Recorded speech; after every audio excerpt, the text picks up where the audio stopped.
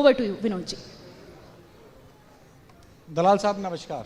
धन्यवाद जी, नमस्ते। शाइनिंग हरियाणा के इस कॉन्क्लेव में आपका स्वागत है और तमाम लोग एक बार दलाल साहब की तालियों के साथ एक बार स्वागत कर दीजिए, क्योंकि आज ये सिर्फ अपनी बात नहीं करेंगे, ये न्यूज़ मेकर हैं।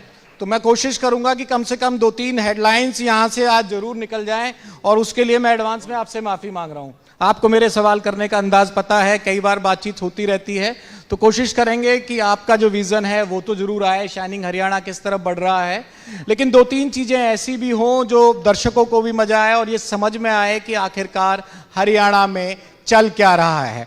सर सबसे पहले लंबा जी मैं बताता हूँ, न्यूज़ मेकर नहीं हूँ, स्पष्ट बोलता हूँ और वो अगर न्यूज़ बनती है तो बने। बिल्कुल बनती है, जब आप बोलते हैं तो न्यूज़ बनती है। मेरा पहला सवाल यही है, शाइनिंग हरियाणा में आपका बड़ा महत्वपूर्ण विभाग है, वित्त मंत्री के बिना तो खजाने की जो चाबी है, खजाना मंत्री हैं आप हैं। शाइनिंग हरियाणा के कॉन्सेप्ट पे ही लगे तो कितना खजाना है, कितनी पॉलिसीज़ हैं, और हरियाणा जो पूरे 10 साल का जब आकलन करेगा आपकी सरकार का, हालांकि आपका विभाग उस समय कृषि मंत्री के तौर पर हुआ करता था, तो शाइनिंग हरियाणा की थीम पर ही ये समझाइए, और तमाम जो लोग इंडिया न्यूज़ हरियाणा पे इस समय आपको देख रहे हैं, कि शाइनिंग हरियाणा के लिहाज से वित्त मंत्रालय के पास, वित्त मंत्री के पास खजाना है और डेवलपमेंट में कोई कमी नहीं आएगी। देखिए, हरियाणा के अंदर पिछले 10 साल में पैसे की कभी कोई कमी नहीं रही।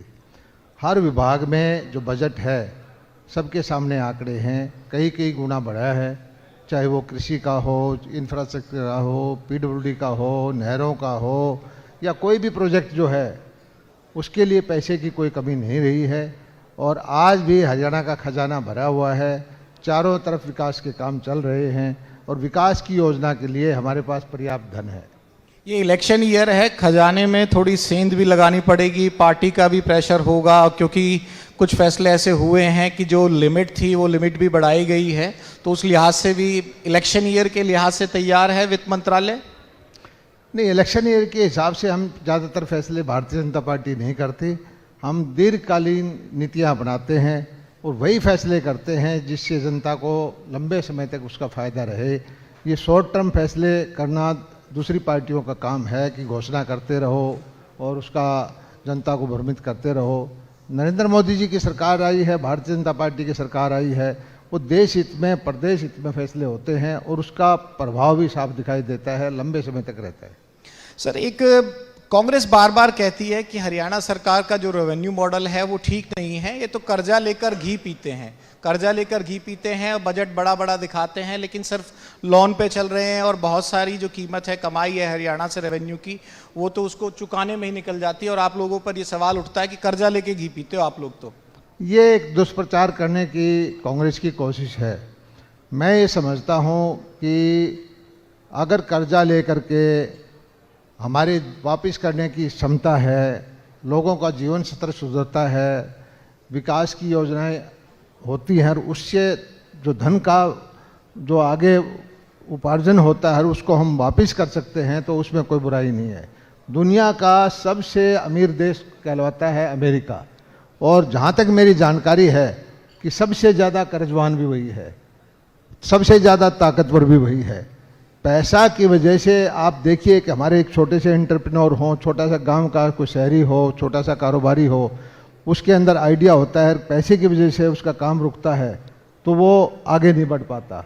लेकिन एक पूंजी उसको मिल जाती है, वो उस पूंजी को कमा करके वापस कर देता है, 10 आदमी को रोजगार देता है, अपने परिवार को बढ़ाता है। इसी तरह प्रदेश का हालत है।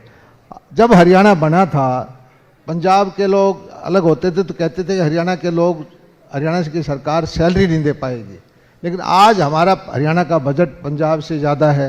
हरियाणा के अंदर आप देखिए कि दुनिया की सारी फॉर्चून 500 कंपनी के सबसे ज़्यादा यहाँ है, मैन्युफैक्चरिंग का बेस हरियाणा के अंदर है। हरियाणा नंबर 1 स्टेट, प्रगतिशील स्टेट बनाया है, और ये धन जब हम लेके आए हैं वापस किया हर है। व्यक्ति पे कर्ज भी बढ़ गया है, हर जो बच्चा पैदा होता है, वो एग्जैक्ट आंकड़े जो कांग्रेस कहती है आप तक भी पहुंचे होंगे कि भाई हर व्यक्ति जो हरियाणा में पैदा हो रहा है इतने कर्जे के साथ पैदा हो रहा है। हमारे यहाँ कांग्रेस को ये भी बताना चाहिए कि हमारी प्रति व्यक्ति जो है आय कितनी है। हर आदमी, हरियाणा जो एक ऐसा स्टेट है जो देश के बड़े स्टेट को, कुछ स्टेट को छोड़ करके पहले नंबर पर है, जिसमें प्रति व्यक्ति आय भी ज़्यादा है, जीवन स्तर भी अच्छा है, और उसके यहाँ जो रोजगार के मिलने के साधन भी ज़्यादा हैं, मूलभूत सुविधाएं भी ज़्यादा हैं, इंफ्रास्ट्रक्चर भी ज़्यादा है। और ये पूंजी का होना जरूरी है, पूंजी का प्रवाह जरूरी है। पूंजी ले करके हम अगर पूंजी कमा करके वापस देने की क्षमता है तो हमें इसमें कोई बुराई नहीं है। और हमने जो कर्जा लिया है हमेशा हमारा जो है बाकी भारत सरकार की गाइडलाइन से नीचे रहे, और आज भी कर्जा देने वाली संस्थाएं हमारे पीछे भागती हैं। रेशो होता है कि कुल रेशो कमाई जो का है कितना 3% का हमारा जो कैपिंग होता है उससे नीचे ही रहते हैं हम। और बाकी जो हमें जो कर्जा मिलता है बाकी अड़ोस पड़ोस के प्रदेशों से कम रेट पर मिलता है। इसलिए मिलता है कि हमारी जो पेइंग कैपेसिटी है, रीपेमेंट की कैपेसिटी है वो बेहतर है। हम पैसा ले करके इसको व्यर्थ में नहीं गंवाते, पैसा ले करके जिससे कि वो उत्पादन हो, पैसा लेकर के जिससे रोजगार बढ़े, पैसा लेकर के आम जीवन स्तर सुधरे, वहाँ लगाते हैं, इससे फायदा होता है। एक सवाल, किसान आपसे नाराज क्यों रहते हैं? भाजपा की शासन से लगातार सवाल उठता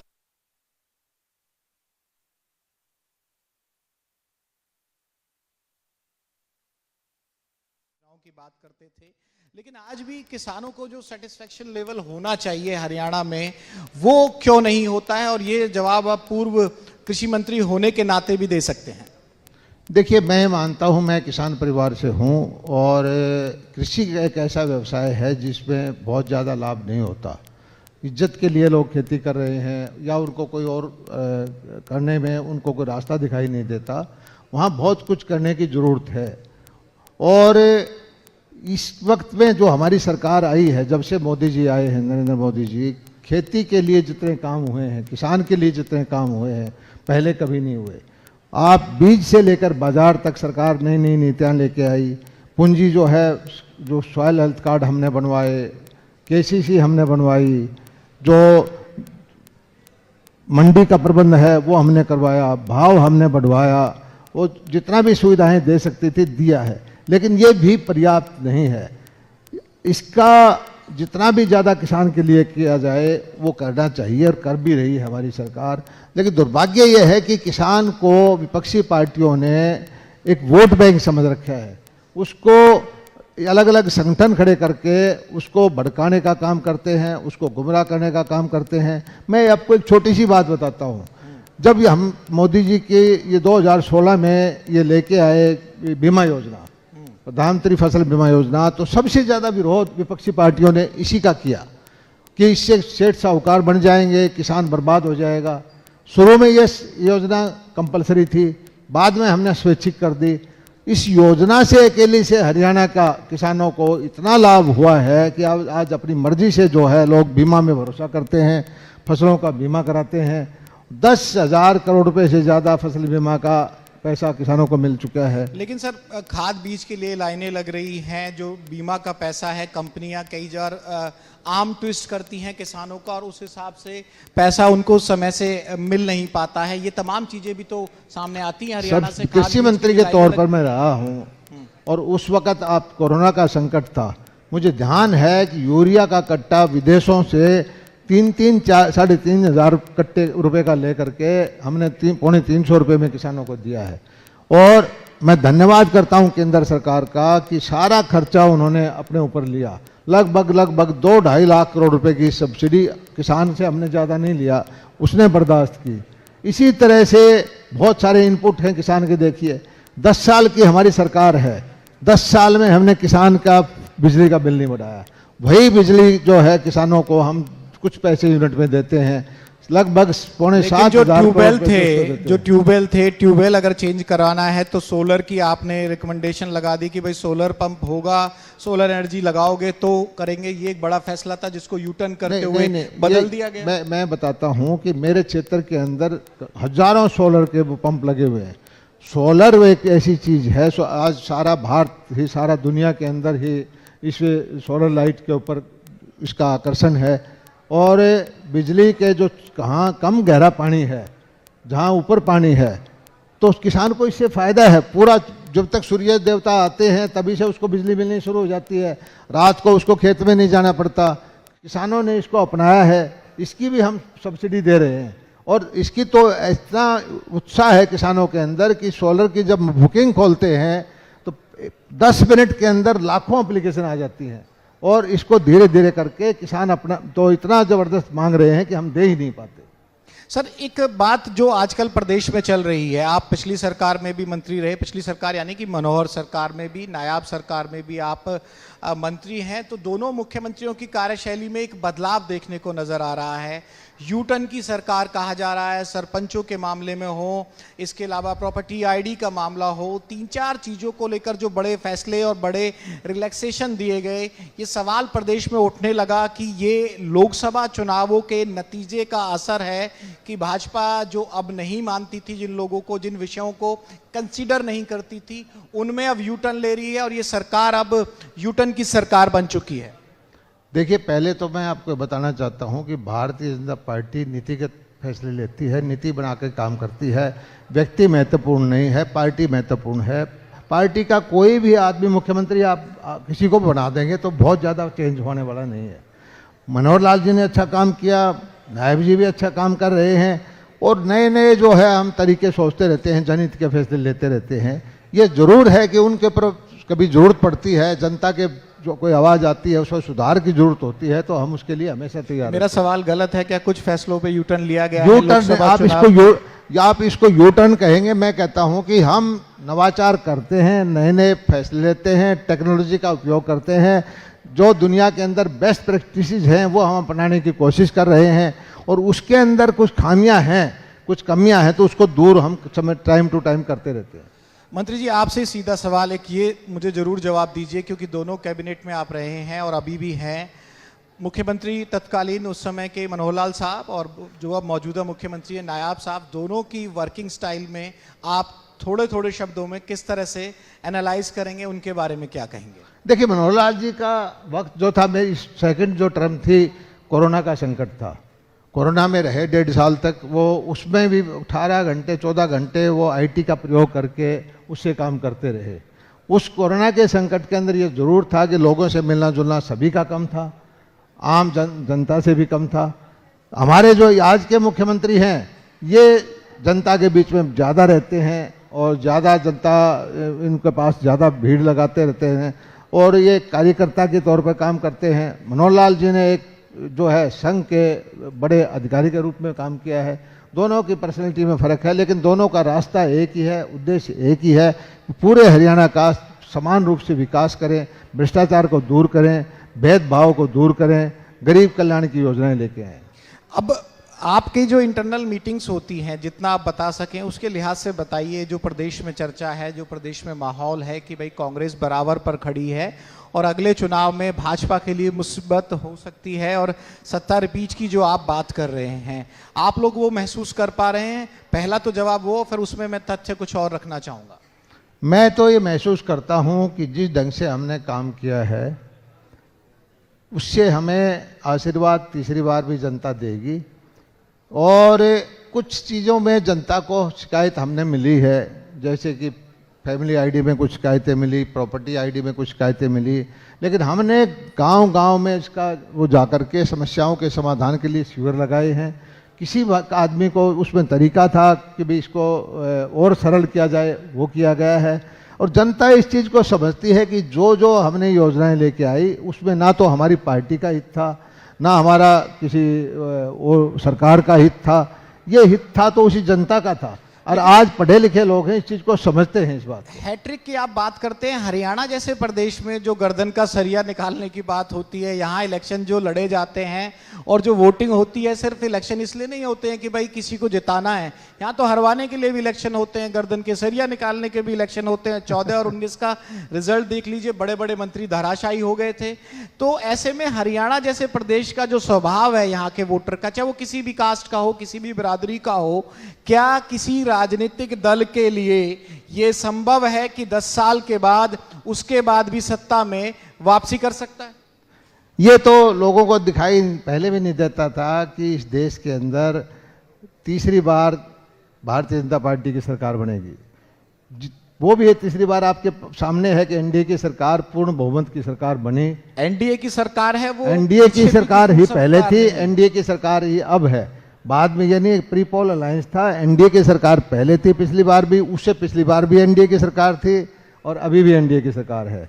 इसी तरह से ये इस बार हमें पूरा भरोसा है कि हम भी अकेले दम पर, अपने दम पर जो है भारतीय जनता पार्टी की सरकार बनाएंगे। और जहाँ सरिया की बात है, गर्दन के सरिये की बात है, भारतीय जनता पार्टी के नेताओं में, किसी मंत्री में पूरा मैं प्रदेश की जनता का स्वभाव बता रहा था। मैं नहीं, ये सही है, जनता को ये अधिकार है कि कोई आदमी अगर अहंकार में आए, कोई आदमी उसका सम्मान ना करे, कोई आदमी उसकी सेवा ना करे, तो जनता को उसको रिजेक्ट करने का अधिकार है। सरिया निकाले या जो कुछ करे, जनता उसको रिजेक्ट कर सकती है। लेकिन भारतीय जनता पार्टी के किसी भी मंत्री में, विधायक में ये भावना नहीं है। यहाँ जो लोग काम कर रहे हैं, व्यक्तिगत हित के लिए काम नहीं कर रहे, जनता के हित के लिए काम कर रहे हैं, सेवा के लिए काम कर रहे हैं। और हमारी कोशिश ये है कि पूरा हरियाणा सारा एक साथ आगे बढ़े। जो लोग ऐसे थे जो जिनके बारे में कभी सरकारी योजनाओं का लाभ नहीं मिलता था, हम ढूंढ कर उन योजनाओं का लाभ दे रहे हैं। एक चीज दिल से बताइएगा, लोकसभा चुनावों के बाद भाजपा के नेताओं के, रणनीतिकारों के माथे पे क्या शिकन आई है? जो लाइन होती है ना, वो टेंशन की सी, जो ऐसे 3 लाइन सी बन जाती है, वो ऐसी आई है कि नहीं आई है? क्योंकि अब कांग्रेस जब 10 सीट जब कांग्रेस 0 पे थी तो 31 आई थी 19 में। आज कांग्रेस 5 सीट पे खड़ी है, आप लोग भी 5 सीट पे खड़े हैं, वोट डिफरेंस भी 2 का है, 44 और 46 का रेशो, उसमें से 4 अगर निकाल भी दिया जाए, जो आंकड़े हैं, मैं नहीं ये कोई दावा कर रहा, लेकिन लोकसभा चुनाव के दावों में मुकाबला जो है 50-50 का, 50-50 पे दोनों दल बराबर खड़े नजर आते हैं। देखिए, लोकसभा चुनाव के अंदर हमारा वोट जो कांग्रेस से ज़्यादा रहा है, सभी बार सभी को, आपको भी जानकारी है। विधानसभा क्षेत्र के अंदर हमारी कांग्रेस की 42 क्षेत्र में लीड थी, हमारी 44 में है। हम 40 में पिछली बार थे, 44 में पहुंचे हैं। लेकिन चिंता की बात यह है कि कांग्रेस को 30 से नीचे जाना चाहिए था, 20 पे, 18 पे, 15 पे, कांग्रेस पे 42 पे है। तो इसकी चिंता हम करते हैं और हम जहां भी जो हमारी कमियां रही हैं उसको दूर करेंगे और ये कोशिश करेंगे कि कांग्रेस का जो उचित स्थान है 10-12 सीट का, वहीं पहुंच जाए। सीधा मुकाबला भाजपा वर्सेस कांग्रेस है या बीएसपी एनएलडी आ गई आम आदमी पार्टी की तरफ से? आज सुनीता केजरीवाल जी हैं, वो भी पहुंची हुई हैं पंचकुला में। कोई मुकाबला ट्रायंगुलर बनेगा या कोई मल्टी कॉर्नर फाइट होगी या सीधा मुकाबला नजर आता है 2024 के चुनाव में? देखिए, ये हालात पर मजबूर करता है, जनता पे, जनता की मर्जी है कि किसको चुने किसको ना चुने। सभी जो पार्टियां हैं अपने चुनावी मैदान में आती हैं, अपने प्रत्याशी लेके आती हैं, सभी का अपना कार्यकर्ता है, सभी का वोट भी है। और ये चुनाव में कौन सा, लोकसभा के चुनाव में राष्ट्रीय स्तर के मुद्दे होते हैं, विधानसभा के चुनाव के अंदर व्यक्ति भी महत्वपूर्ण है कि कौन कैंडिडेट, किसको टिकट मिला है, कौन से क्षेत्र से है, कौन से गांव से है। There are so many factors. तो मुझे लगता है कि कहीं आमतौर पर जो ये अलग पार्टियां हैं, पिछली बार भी आपने देखा होगा कि हमारा और कांग्रेस का मुकाबला था, लेकिन बीच में जेजेपी के आखिरी टाइम पर 10 सीटें ले गई थी। इस बार भी कुछ सीटों पे जैसे तैसे क्या होगा, कुछ सीटें जरूर जो ये पार्टियां हैं ये लेके जाएंगी। और कांग्रेस के बारे में मैं पक्का बता देता हूं कि कांग्रेस इसी तरह से सपने लेती रहे। कांग्रेस बुलावे में है, कांग्रेस को जनता स्वीकार नहीं करेगी, क्योंकि उसने देखा है कांग्रेस का शासन। उसके शासन के अंदर एक ही जिले के अंदर सारे, हमारे गुड़गांव का ईडीसी का पैसा भी जाके रोहतक में लगता था। भिवानी की जब सीमा आती थी तो हमारी 4 लेन की सड़क जाके 2 लेन की हो जाती थी। जितना बुरी तरह से भेदभाव पूरे हरियाणा के साथ हुआ है, इसको हरियाणा भूला नहीं है। कहीं पानी का बंटवारा हो उसमें भेदभाव, संसाधन का बंटवारा हो उसमें भेदभाव, और उस बात को जनता पूरे हरियाणा वासी याद किए हुए हैं और वोट के टाइम इस बात का ध्यान रखेंगे। मंत्री जी, चल क्या रहा है? ईडी की रेड शुरू हो चुकी है। राव दान सिंह साहब जो विधायक महेंद्रगढ़ से, आज सुरेंद्र पवार साहब की खबर आई। आपको तो अंदर की जानकारी होगी, ये 5 हैं 10 हैं टारगेट पे, या कहाँ तक जाकर ये रुकेगी कहाँ? देखिए, मैं समझता हूँ कि हमारे यहाँ कोई क्राइम करता है तो इम्यूनिटी तो है नहीं नेताओं को। जिसने अगर क्राइम किया है तो भारतीय दंड संहिता है, हमारी जांच एजेंसियां हैं, वो उनको कोई रोक नहीं सकता। तो जो कार्रवाई होती है, आप बिल्कुल ठीक बात है कि भाई जो क्राइम किया है वो समझ में आता है, लेकिन जो टाइमिंग होती है ना राजनीति में, टाइमिंग अगर हम लोकसभा के पहले करते तो कहते ये टाइमिंग ठीक नहीं है। आगे से एक चीज बता दीजिए आप इनसे पूछ करके कि कौन सा टाइमिंग उपयुक्त है कि जो उसी वक्त करें। आज एक मर्डर होता है और वो घर वाले कहेंगे हमारे घर में शादी हो रही है, तो उसको कहेंगे कि 3 महीने बाद उसकी कार्रवाई करे कानूनी एजेंसी। ऐसा प्रावधान अभी तक तो है नहीं, आगे हो सकता है तो अब तो ये बात तो हो। 2-3 साल से केस चला आ रहा था, जो भी था उसके जो अब जो भी चला आ रहा है तो उसकी जांच में तथ्य उसको मिले होंगे, जांच एजेंसी को कोई सबूत मिले होंगे तभी वो उसको करती है। इस देश के अंदर न्यायालय है, कानून का शासन है। किसी भाई को लगता है कि मेरे साथ ज्यादती हुई तो कोर्ट के अंदर भाजपा जब विपक्ष में थी तो खुद कहती थी जो तमाम जो एजेंसीज हैं ये सरकारी तोता हैं, सीबीआई के लिए उस समय शब्द इस्तेमाल किया जाता था और अब ईडी को लेकर किया जाता है। देखिए, मैं समझता हूं कि जांच एजेंसियां अपना काम करती हैं, उनको ये आज़ादी है।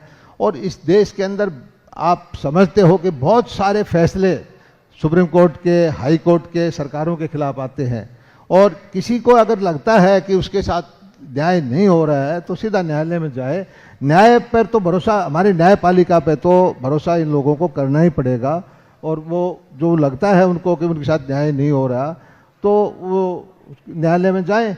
यहाँ पर आपने देखा होगा कांग्रेस के जितने बड़े नेता हैं, राष्ट्रीय स्तर से लेकर के और नीचे तक के, सभी के ऊपर कहीं न कहीं आपराधिक मुकदमे दर्ज हैं।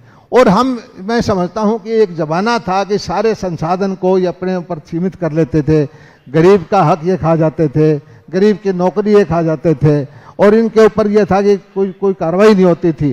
वो ज़माने अब चले गए। अब जो एक हम विकसित राष्ट्र हैं, इसमें कोई भी गलत करेगा उसके ऊपर जो है ये जांच एजेंसियां काम करेंगी। दलाल साहब, क्या ये चुनाव जो है विधानसभा का, आप भाजपा के नाते नहीं, अपने अनुभव के लिहाज से भी बताइएगा। आपके अनुभव को मैं इस्तेमाल करने जाऊंगा। मेरी 18, 19, 20 साल की पत्रकारिता है, हो सकता है मैं नहीं समझ पा रहा हूं। आप बताइए, क्या ये जो चुनाव है हुड्डा वर्सेस बीजेपी बनने जा रहा है या कांग्रेस वर्सेस बीजेपी ही रहेगा? जो पहला तो ये है कि कांग्रेस के अंदर हुड्डा वर्सेस ऑल है। अब कांग्रेस के नेतृत्व ने हुड्डा को आगे चढ़ा दिया है तो हम तो कुछ कर नहीं सकते। कांग्रेस, जितने कांग्रेसी नेता हैं, 20 नेता बोलते रहते हैं कि ये हमारी कांग्रेस नहीं है, ये हुड्डा कांग्रेस है, हुड्डा ने कैप्चर कर ली है। अब कांग्रेस को कैप्चर उसने कर लिया है तो आप समझ सकते हो कि फिर उसके साथ चुनाव होगा। अब दूसरे नेताओं को कोई महत्व मिल ही नहीं रहा कांग्रेस में अंदर, वो पड़े क्यों हैं वहाँ पर, ये उनको सोचना चाहिए। एक आखिरी सवाल ले लेता हूं, मेरी टीम के साथी भी दूसरे पैनल का इंतजार कर रहे हैं। एक आखिरी सवाल, दलाल साहब, भिवानी में क्या सब ठीक चल रहा है? जो आपके विरोधी थे अब साथ वाली कुर्सी पे बैठते हैं, मुझे नाम लेने की जरूरत तो नहीं है। देखिए, विरोधी कोई नहीं होता राजनीति के अंदर। हम तो पार्टी की विचारधारा से पार्टी के लिए काम कर रहे हैं और हमारी पार्टी के अंदर जो भी जितने लोग जुड़ेंगे, एक सिंगल वोट वाला आदमी भी जुड़ेगा उसका भी हम स्वागत करते हैं।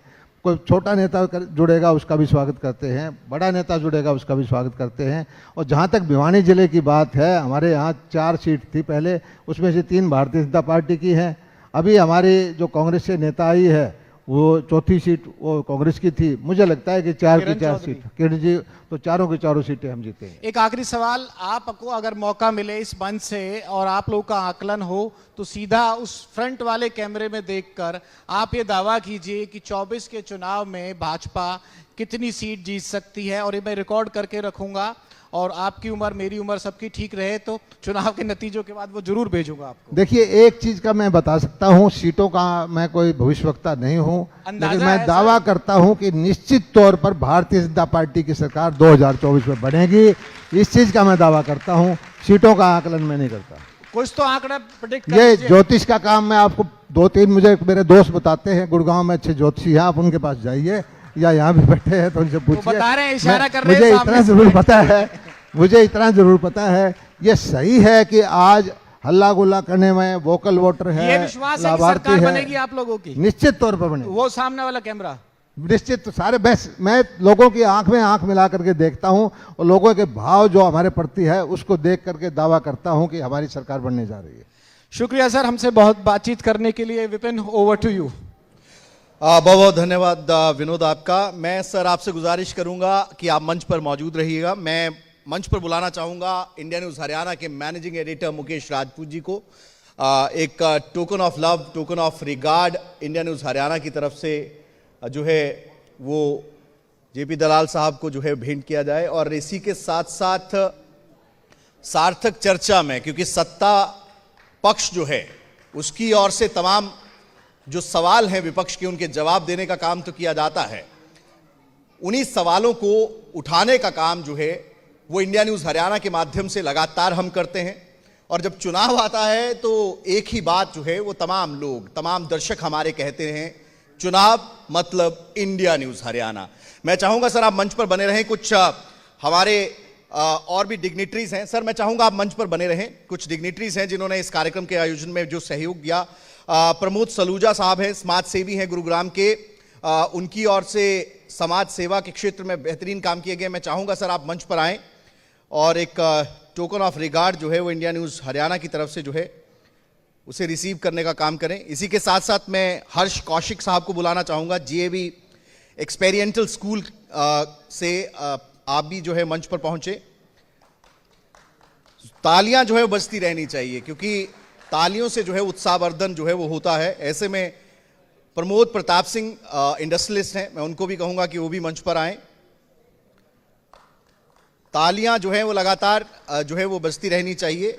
इसी के साथ साथ अगर बात करें उपासना जी एमआर से, आप भी कृपया मैम मंच पर आएं और एक token of regard India news Haryana की तरफ से जो है।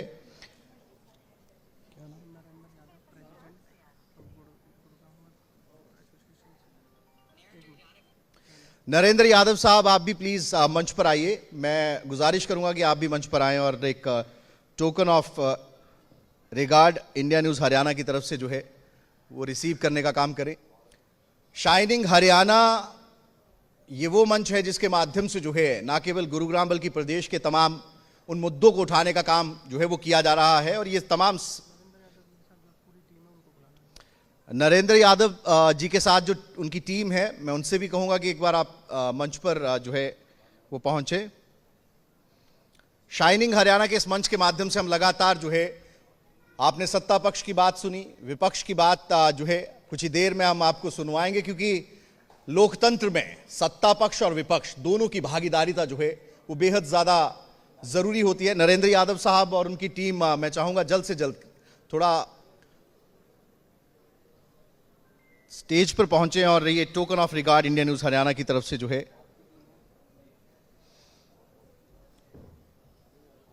शाइनिंग हरियाणा के मंच से आज तमाम डिग्निटरीज अपनी बात रख रहे हैं। पॉलिटिकल सियासत से जुड़े व्यक्ति, तमाम ब्यूरोक्रेट्स और खास तौर पर गुरुग्राम की बात जो है हम खुलकर यहां पर रख रहे हैं, जो लोगों से जुड़े मुद्दे हैं क्योंकि लोकतंत्र में जनता जो है वो सर्वोपरि होती है और जनता ये तय करती है कि किसके साथ उन्हें जाना है, किसके सर पर जो है उन्हें ताज सजाना है। तो ऐसे में विधानसभा के रण से पहले इंडिया न्यूज़ हरियाणा का यही प्रयास है कि एक एक व्यक्ति जो हरियाणा को रिप्रेजेंट करता है, यानी कि वो आम जनता जो कि हरियाणा के गांव में, शहरों में, कस्बों में रहती है, उसकी आवाज बुलंदगी के साथ जो है वो तमाम सियासतदानों तक पहुंचाई जा सके। बहुत बहुत शुक्रिया सर आपका, आपने अपने बिजी शेड्यूल से समय निकाला और यहां पर शाइनिंग हरियाणा के इस मंच पर पहुंचे। अब रुकेंगे एक छोटे से ब्रेक के लिए, कहीं मत जाइएगा। शाइनिंग हरियाणा के इस मंच से लगातार सार्थक चर्चा अलग अलग मुद्दों पर जारी है। एक छोटा सा ब्रेक। Associate sponsor